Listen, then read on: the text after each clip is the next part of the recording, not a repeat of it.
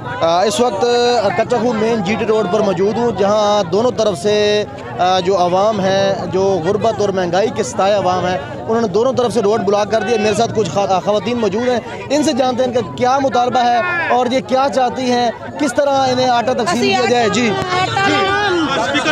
Hello, आज 6 दिन हो गए साडी आवाम नूं आटा नहीं मिल रहा। कल 1160 रुपया आटा कीता ने, कल दे साडे कार्ड गुम होन, बच्चे साडे भुखे मरदे पैन।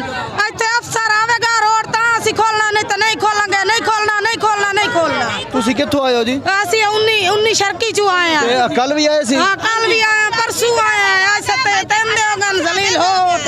हाँ जी, असीं शर्की चों आए हैं। सानू आटा चौथा दिन सानू आटा नहीं मिल रहा। साडे बुढ़ोलियां च आटा कोई नहीं है। साडे दिहाड़ी कित्थों तक जलील होंदे पे। असीं साडे कार्ड लेके वापस कर रहे हैं। असीं की करिए? असीं रोड ना बंद करिए ते हैं? किसी को आटा मिलिया भी है? नहीं मिलिया, सानू आटा कोई नहीं मिलिया। सानू आटा नहीं मिलिया। असीं गरीब धक्का खा रहे हैं ते सानू वापस कर देंदी। सानू वापस कर सानू तू दिक्के दे के रोड़ा तू भजा छुड़े न जाओ जाओ। हुण तुहाडा के मतलब रोड किस टाइम खोलोगे? रोड असीं उस टाइम खोलेंगे जैसे कोई अफसर आवे, डीपीओ आवेगा, रोड खोलेंगे फिर रोड खोलेंगे। नहीं तो रोड तो मार छड़ेगा। ना मर्दी तो मार जावे। मार के तो तुसी आटा खावे जड़े गवर्नमेंट चाहिए खाई रखे। रोड खोलना गरीब मर जावे। गरीब दा काम में मर जाना ते अमीर खाई रखे। असीं तो मर गए। साडा तो बुढ़ोलियां जाटा को 500 में क्यों होया?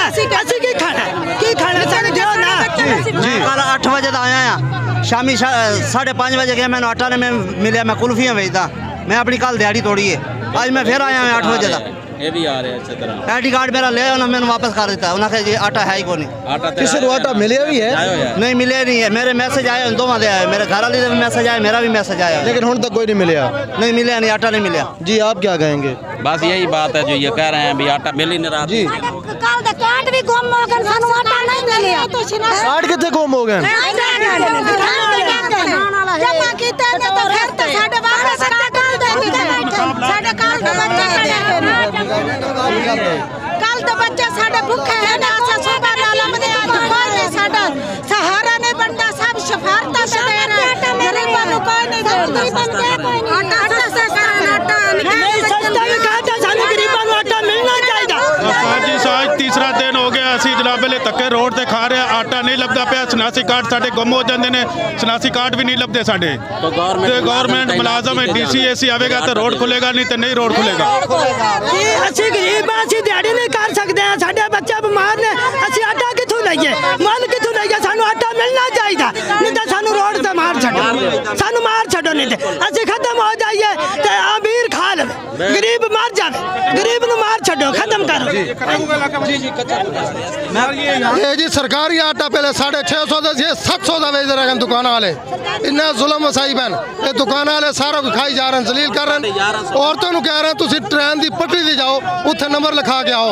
ये कोई तरीकाकार हैगा? नहीं देना तो ना देन। 1150 तो हम आटा दे रहे हैं आवाम को। जलीलो ख्वार की तो इन्होंने दुकान वाले ने। हुण की मुतालबा की चाह रहे हो? मुतालबा है जी सरकार खुद आटा तकसीम करे या सस्ता कर दे, आवाम मुल लेके खाएगी। दुकान वाले को नहीं आना चाहिए आटा। ये जलील कर देना आवाम को। दुकान वाले को आटा नहीं होना चाहिए। बाकी जेड़ा गवर्नमेंट दे रही है आटा वो आप खड़ो के दे, सब गरीब नूं मिले, हर गरीब नूं मिले। जिन्हें तस्मीर कर देना उंज मिले, नहीं तो आटा बिल्कुल बंद कर देना, तो इनू सस्ता कर दे, नहीं तो गरीब मार छड्डो ते अमीर खा ले बस। जी नाज़रीन किराम, मकामी पुलिस भी जो है इस वक्त मौके पर मौजूद है, लेकिन उनके बस की बात नज़र नहीं आ रही। सिर्फ मकामी ऐसे जो है वो मामलात को रफा दफा करने की कोशिश कर रहे हैं, लेकिन तमाम काविशें बेसूद हैं। बहरहाल हर शाख पे उल्लू बैठा है। अंजाम गुलिस्तां क्या होगा? निशान मलिक को जायज़ दीजिए।